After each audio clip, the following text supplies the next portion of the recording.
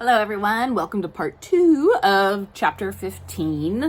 Chapter 15 in general is about atypical sexual interests, sort of the variety, things outside of statistical sort of norms of society. First video talked about kinks and fetishes, and this video is going to talk about BDSM. So BDSM, first, what does it mean? What is all those sort of things? BDSM is an acronym that has been all squished together. That means several different sort of things. B&D is oftentimes referred to as bondage and discipline. And so bondage being, restriction, tied up, discipline, just like you would think, in terms of consequences of behavior, but in a sexual kinky sort of way. DS goes for domination and submission. Generally speaking, we have somebody who is the dominant and somebody who is the submissive. Just because somebody is dominant or submissive doesn't mean that they don't have power. In BDSM relationships, everybody has equal power. That's what makes it consensual and not abuse.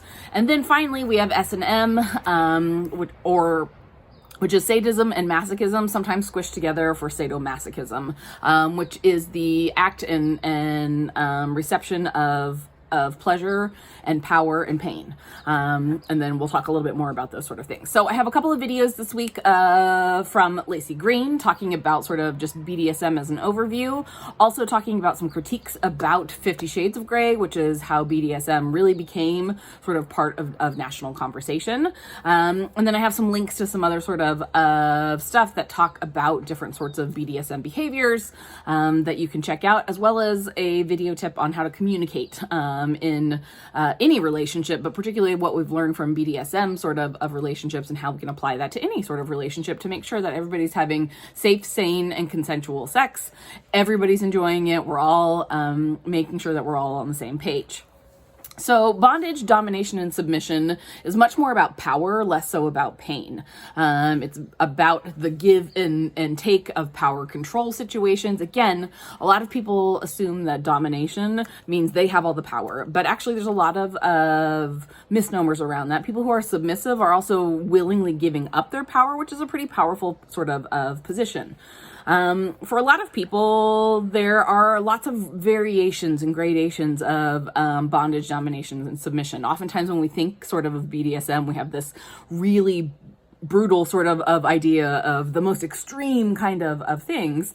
But in reality, there's a lot of different forms of BDSM and a lot of different sort of gradations and varieties of it. Most people have probably practice some sort of bondage, domination, and submission in a lot of different ways, right? Have you ever had your hands tied up with a scarf or with handcuffs? Well, technically that's bondage, right? You probably didn't think at the time like, ooh, I'm doing bondage. But that's actually what it is.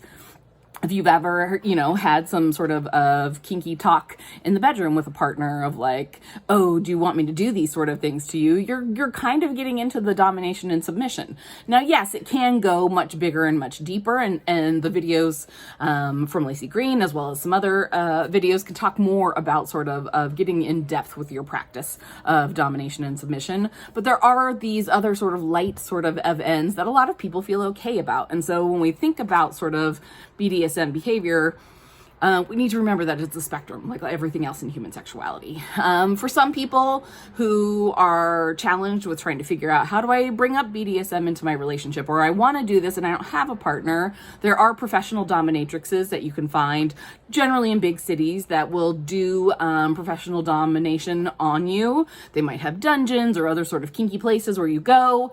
It's non-sexual, so they're not going to have sex with you, but they will engage in sexual play, which is actually legal. But not actual physical sort of intercourse, which is illegal because that would qualify it as sex work.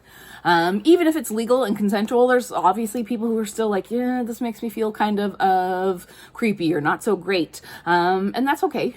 If it's not something that feels good for you, or if you have trauma in your past that feels like, yeah, this puts me in too much of a uncomfortable position, that's totally fine. It's important for everybody who's involved to be doing it enthusiastically and willingly, and have those conversations about what does work and what doesn't work for me, in these sort of situations. Now, on the other half of the acronym, sadism and masochism. Sadism is the real physical or psychological harm for the purpose of gratification. So this could be slapping somebody, it could be degrading and talking down to somebody. But again, this is done with consent of all the parties involved. Masochism is the real pain, suffering, or humiliation, and somebody experiencing sexual pleasure from that. Generally, we have a sadist and a masochist, and they go together, which is why we squish it together in terms of sadomasochism. We want one person who's giving the pain and one person who wants to receive the pain, again, in a consensual manner. A lot of grades of this as well. Has anybody ever smacked your butt in the act of sex? Well, then you've participated in some S&M play. Again, you probably weren't like, oh yes, I'm practicing S&M, but slapping or hitting even sort of lightly, or restricting, or all these other sort of things would qualify in there. And so a lot more people have probably practiced it than they realize. Now again, there are sort of extreme forms of sadism and masochism, people who want to hit people until they bleed or they bruise or those sort of things, again, consensually.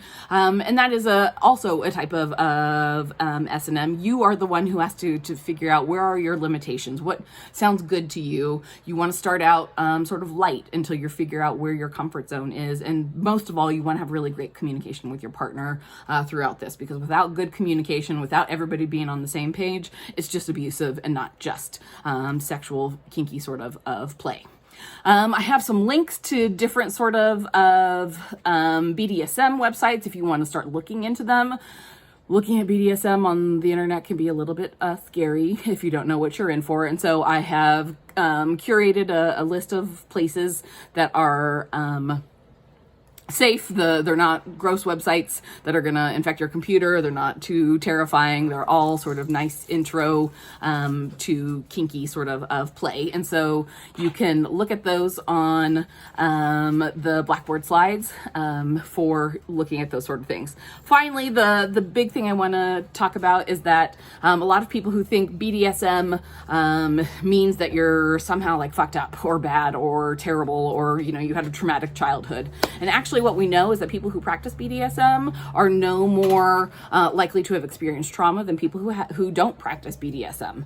We also know that people who are current practitioners of BDSM tend to rate better on sexual satisfaction scales and on health scales. We know that people who are into BDSM tend to be good communicators, so they're often talking to their partners about safety, STI use, other sort of things, and they're talking about what they like and what they don't like. And so actually we have some research that shows people who practice BDSM are probably generally more sexually healthy than those who don't. So what do you know? Communication is the big key. That's it for this week, and I'll see you next week.